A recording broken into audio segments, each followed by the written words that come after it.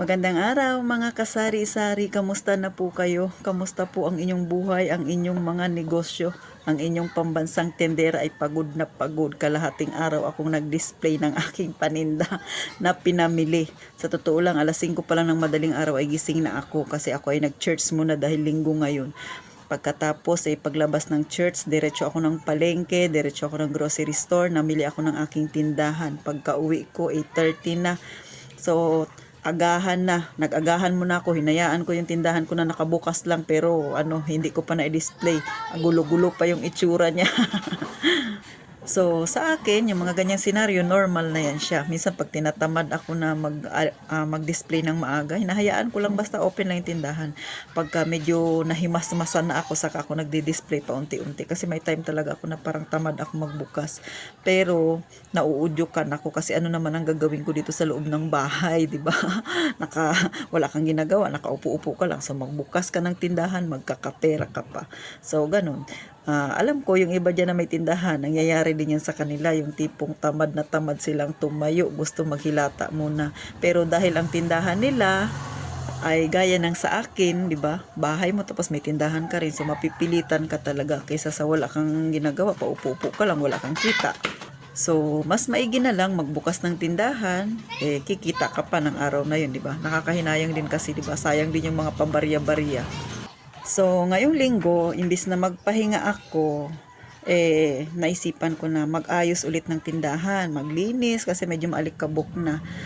'Di ba tayo naman talaga may tindahan, wala tayong pahinga. Buti nga yung iba nakakapagpahinga pero tayong may tindahan araw-araw ganun at ganun yung ginagawa natin. Mamili, mag-display, magbenta, mamili, mag-display.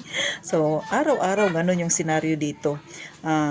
Kaya sa mga wala pang tindahan dyan na nanonood sa akin at gusto ninyo ganito rin yung inyong maging business, aba, kaya nyo ba na ganito araw-araw yung nangyayari sa inyo? 4 na sulok lagi ng inyong tindahan ang inyong nakikita. Dapat handa ka sa mga ganyang senaryo. Pero masaya naman kasi nga may pera ka sa araw-araw. So, ganun po mga kasari. So, ngayon, ipapakita ko sa inyo kung ano ba yung aking ginawa sa kalahating araw mga kasari. Ipapakita ko yung itsura ng aking tindahan. So, sa mga wala pang tindahan dyan at gustong magkaroon sana makapagbigay ng kaunting idea kung ano ba ang itsura ng aking maliit na tindahan. Baka sakali pag nagkaroon kayo ng tindahan, ganito rin yung style ninyo. Pero syempre, may kanya-kanya tayo. Pero ako gusto ko yung parang sa grocery store, di ba? Pag dilata lang lahat. So, ganun po ako mga kasari. Pero, syempre, itong aking tindahan, ipapakita ko sa inyo para magkaroon ng idea yung iba kung ano bang klase ang aking tindahan, ang loob ng aking tindahan. Eto na mga kasari, ipinagmamalaki ko na sa inyo, katatapos ko lang maglinis. Sa totoo lang, pagod na pagod ako, kalahating araw akong naglinis ng tindahan ko. Ayan, inayos ko na, nasalansan ko na ng maigi. So, ayan, makikita mo ang pinakababa ay mga soft drinks. Tapos, mga nakasabit, mga palaman, mga dilata. Yung katabi ng dilata na yan. Tapos, may noodles ay gamot yan. Pagkagabi kasi, medyo madilim. So, pag dyan nakalagay, madali ko siyang makita. So, ganyan siya mga kasari. Ganyan ang itsura ng aking tindahan. So, ayan, makikita mo yung mga kape ko dyan nakasabit. Medyo mataas yan siya. O, ganyan lang siya mga kasari. Ang pinakataas naman yan ay mga noodles na pang spaghetti, bihon, mga ganun yung nasa taas. Tapos mga sotanghon. Tapos next, sa kabilang gilid ay mga diaper at saka, ayan naman ay mga napkin. Ayan, kung yung makikita. Tapos, ayan, so, ganyan ako magsalansan mga kasari para madaling ma-check. So, ayan yung aking mga noodles. Nabawasan na siya. Kadi-display ko lang. Tapos may nabili. Kunti na naman yung natira. Ayan, kung makikita mo yung space na yan, lagayan ko ng mga uling. Medyo pahigpitan ngayon. Bawal na magpasok ng uling dito sa amin sa bayan. So, ayan. Wala pa akong nare-repack ng mga uling. So, ganyan siya mga kasari yung itsura ng aking tindahan. So, ayan yung mga mantika. Medyo marami yan siya. Kung nakikita nyo, yung box na yan ay lagayan ng chichirya. So, hindi ko pa na-display. Napagod na ako, inuna ko lang talaga yung ibang mga importanteng ma-display ko. So next, ayan yung mga taas ko, yung mga kape ko ay magkakahiwalayan. Iba ang gatas, iba rin yung mga juices. So hiwa-hiwalay siya mga kasari, ganyan ako mag-display. gusto ko ay magkakasama yung mga dapat magkasama. So, ganyan. Tapos, sa kabilang gilid naman, ayan, lahat yan ay mga conditioner. Oh, so, medyo marami yung sabit-sabit ko. Next, syempre, ayan, mga joy naman yan. Ganyan ako magsabit. Tapos, yun yung pinakapangalawa niyang sabitan. Ayan, makikita mo ay pub conditioner na mga single. O, ganyan siya. Next, sa pinakataas naman, makikita mo ay mga school supplies. Ayan, mga kasari. Hanggang sa kabilang gilid yan siya. Ganyan. Ayan. Next, pababa naman yan. Ayan yung mga deodorant ko. So, ito ay ref. Ref na yan siya. Tapos, nakasabit dito yung aking mga papeles sa mayor's permit. Next, ayan yung aking mga school supplies hanggang ganyan. Bago, ayan, yung aking mini butika na yung mga, may mga ano na dyan, pulbo, pabango, mga kung ano-anong kailangan ng katawan ng isang tao. Mga battery at saka yan yung aking mga mini butika. Ayan, makikita niyo. So, ganyan po ako magsalansan. Oh, yung mga hindi kinakain magkakasama yan. Next, mga sabon. Gaya ng sabi ko, katatapos ko lang magsalansan mga kasari. Simula umaga, ngayong tanghali lang ako natapos, kalahating araw. Ayan, at may nabili na naman ng mga sabon-sabon ko. So, ayan, konti na naman siya. So, meaning, bukas ng umaga, need ko na namang mamili. O, ganyan po ang itsura. Tapos yan ay shampoo. Tapos, yun, mga pub conditioner na tatluhan.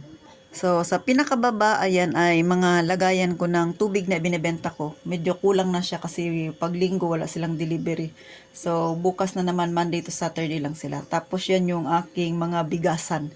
Nailagay ko na dyan yung isang sako, yan na lang yung natira. So, mga pangalawang araw siguro ibibili na ako ng bigas. So, ganyan mga kasari. Ayan, nilagayan ko ng pera, may box ako.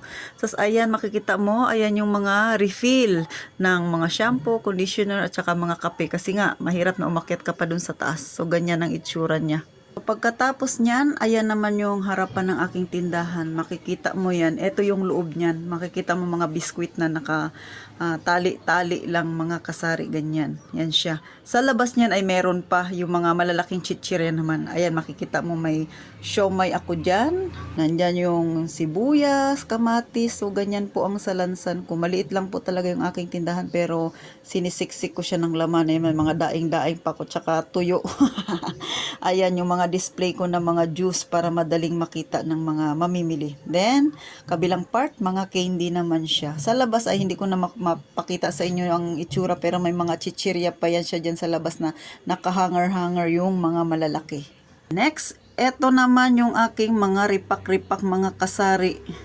So, hanggang baba pa yan siya. Ngayon, makikita mo, yan ang mga ripak ko. Sa tutulong, nakakapagod mag-ripak. Hindi pa nga ako tapos mag-ripak. May asukal na naman akong re-ripakin. Ayan. So, gusto ko lang ipakita sa inyo kung paano ako mag-ayos ng aking tindahan. So, ganyan ang itsura niya. Ayan. So, sana nakakuha kayo ng kaunting idea. Okay, tanyo naman yung aking itlog. Ayan na lang yung natira. Namili na ako kanina pero ayan, kulang na naman siya. So, medyo busy-busy ang inyong pambansang tendera ngayon. So, paano mga kasari, hindi ko na pahahabain ang aking vlog. Sana ay may mapulot kayong idea kung paano ba mag-display, paano ba maglinis-linis, paano mag-arrange ng inyong mga paninda. So, ito naman ay pwede nyo namang gawing halimbawa ang aking tindahan. Pero ako talaga ay ganito. Pagka minsan napapagod na ako o kaya nasasawa na ako sa ganong itsura, iibahin ko na naman. So, ganun lang po ako mga kasari, lalo na pag wala akong masyadong ginagawa. So, sa mga baguhan dyan sa aking channel, please pa-like at saka subscribe naman po sa aking maliit na YouTube channel para marami pa tayong matulungan na magkaroon ng idea ukol sa ganitong maliit na negosyo. At saka syempre hindi lang naman ukol sa tindahan ng aking binablog ha. Minsan itinatopic ko rin ang tungkol sa buhay-buhay nating mga nasa masa, problema ng pamilya, problema ng mga naging kaibigan natin, mga na-experience ko. At syempre alam ko na-experience din yan ng iba dyan ha. Tahimik lang na nanonood sa akin. At saka sa hindi pa naka-experience ng mga bagay na aking tinatopic, kung dumating man yung panahon na yun na ma-experience ninyo ninyo at least meron na kayong idea na maaari ninyong gawin. So thank you po sa inyong pagsubaybay. Sana huwag kayong magsawa sa aking maliit na channel. Pa-like uli at saka subscribe mga kasari. So eto ang inyong pambansang tindera, si Ate Tintin. Nagpapasalamat ng marami sa inyo, sa inyong panunood. Paalam mga kasari.